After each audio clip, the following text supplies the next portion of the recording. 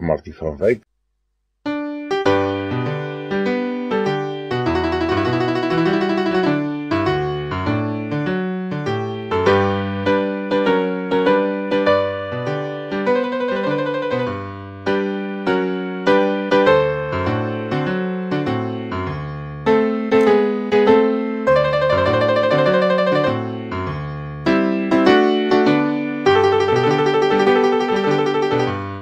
Lig op verhoudings, Martie van Wyk, ons verhoudingsspesialis.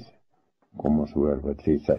Ja, Martin, nuwe jaar het aangebreek en nou is nuwe dinge op die horison. Vir elkeen van ons is dit uitdaging om ons verhoudings en ons lewe reg en goed in te rig om die beste daarvan te maak vorentoe. 'n Hartlike hallo aan jou Willem en aan elke luisteraar. Wat 'n ongelooflike voorreg is dit nie vir my om oor hierdie spesiale dag, die eerste dag van hierdie nuwe week, met u te kan gesels nie. Ek het ook die afgelope week, soos ek glo baie van u, die week tussen Kersfees en Nuwejaar 'n breek geneem om so bietjie te herlaai. Daar's 'n spreekwoord wat sê, there is virtue in work and there is virtue in rest. Use both and overlook neither. Gewoonlik tydens hierdie week van rus, kyk 'n mens terug oor die jaar wat verby is. As ons in hierdie tyd herlaai, begin ons die nuwe jaar weer met ywer en opgewondenheid in die oë kyk. En soms as mens terugkyk oor 'n jaar, dan voel 'n mens dat jy nie weer dieselfde jaar wil herhaal nie, dat jy hierdie jaar dinge beter of anders gaan doen. Willem, ek wil graag weer vandag 'n kort storieetjie vertel. Hierdie is 'n baie bekende verhaaltjie en ook baie gepas vir die gedagte wat ek vandag by julle almal wil laat. Daar was eendag 'n man wat deur 'n olifantkamp gestap het.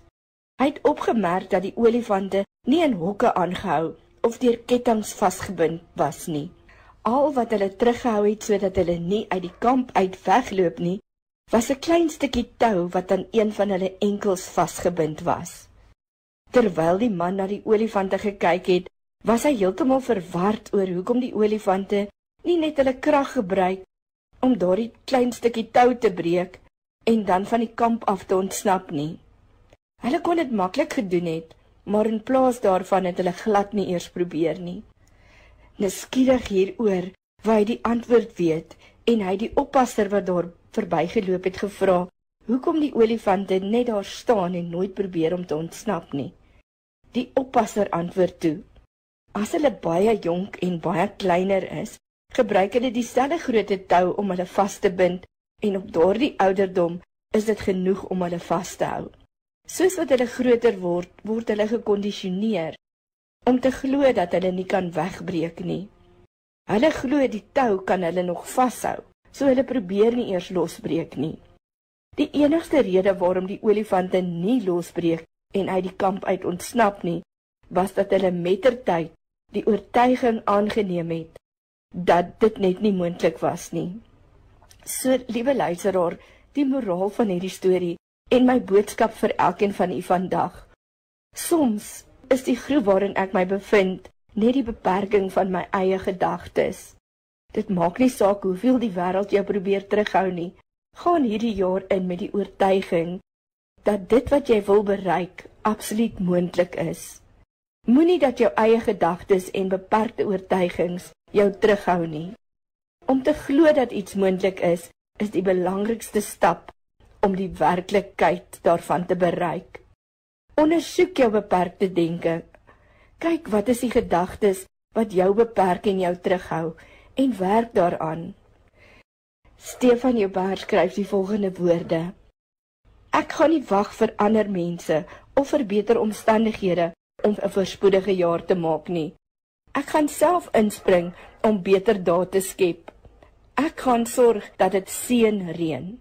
En nou gaan u vir my vra, maar hoe doen 'n mens dit? En dan gee Stefan praktiese raad wat ek met jou wil deel.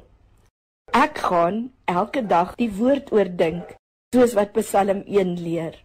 Ook gaan ek elke dag die Onse Vader gebed bid, soos wat Jesus my leer.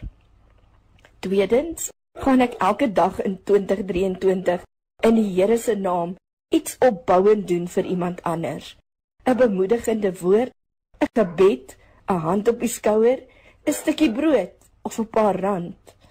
Ek gaan volgende jaar regtig meer vrygewig wees.